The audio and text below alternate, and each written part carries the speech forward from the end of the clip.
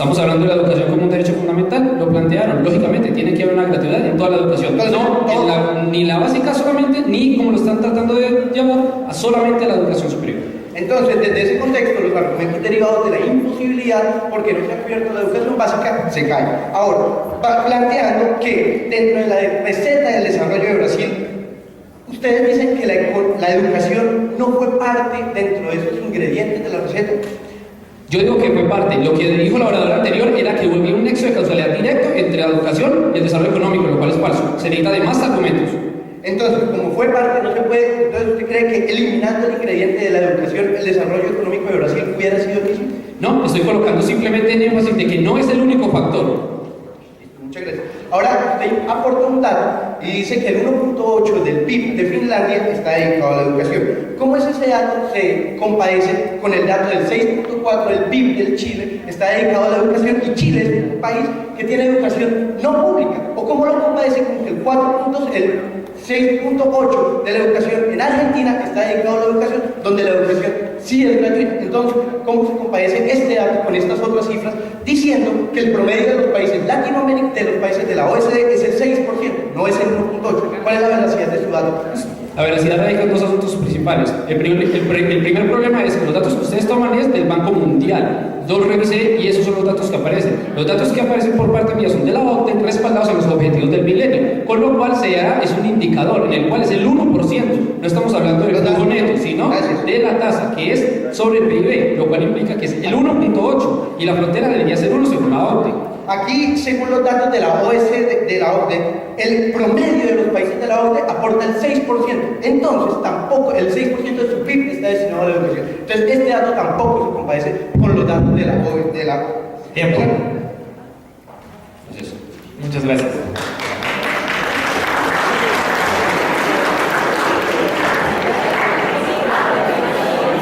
A continuación, se ha solicitado 1 minuto de tiempo de preparación, 2 minutos de tiempo de preparación del equipo afirmativo.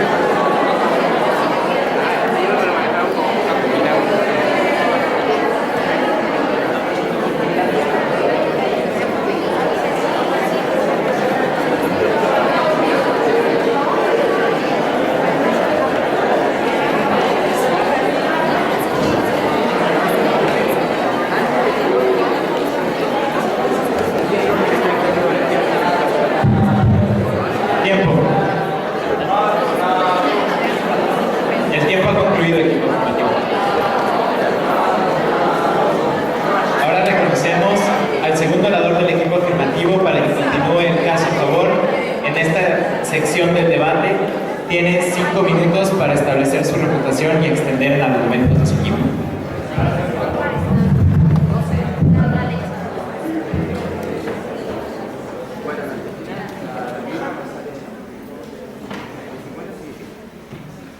Perfecto. Tenemos que el equipo negativo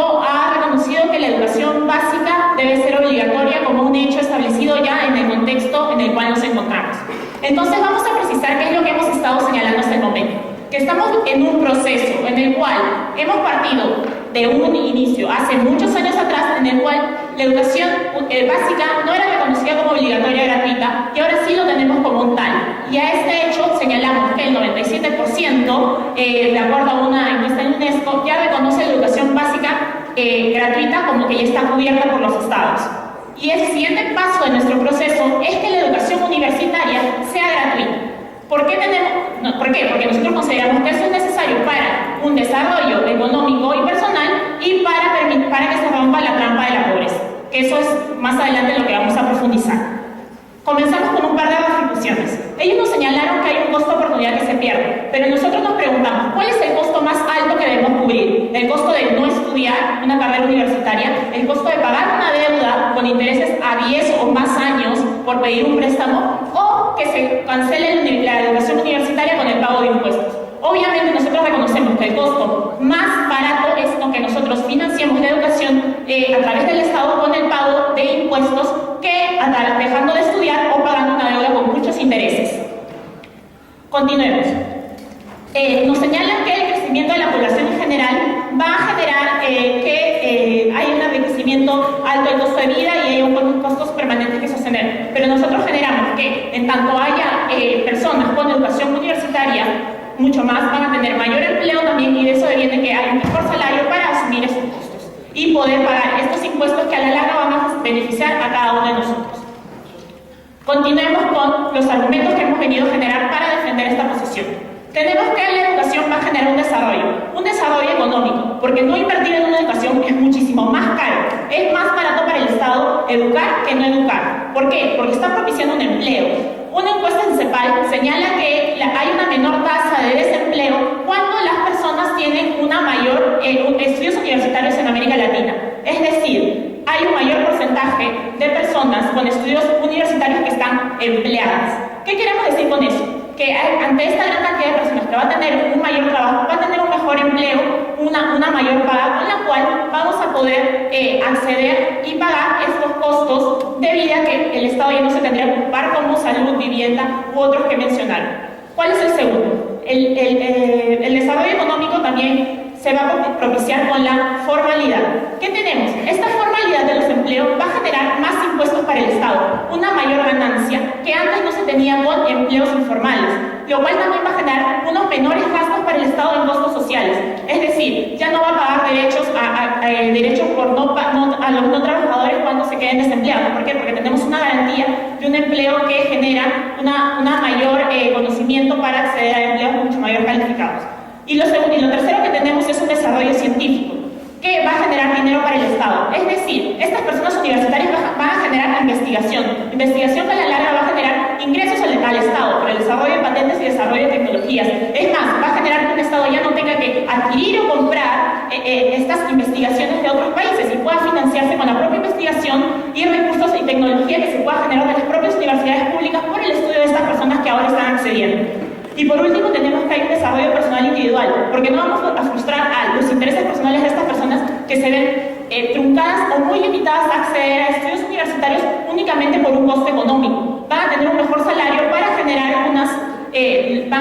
su proyecto de vida. Esto se une al segundo argumento que estamos generando, que es que la educación rompe con la trampa de la pobreza. Estamos partiendo de que vamos a generar igualdad de oportunidades para que tanto personas que tengan recursos o personas que no tengan recursos puedan acceder a una educación universitaria. ¿Qué sucede? Que el que no tiene hoy para comer no tendrá mañana para ir a la universidad. ¿Qué es lo que nosotros vemos? Que nosotros no podemos repetir esta situación y priorizar que quien no tenga para comer, quien no tenga para vivir, quien no tenga para pagar su salud, tampoco tenga para estudiar en la universidad. Queremos romper esto y generar que esta desigualdad pueda romperse y pueda haber una movilidad social, pueda incrementarse.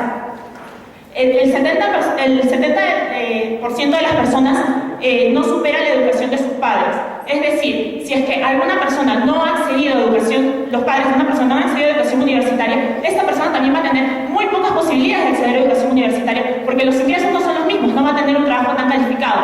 En ese sentido, nosotros sostenemos y reafirmamos que la educación universitaria debe ser gratuita. Muchas gracias.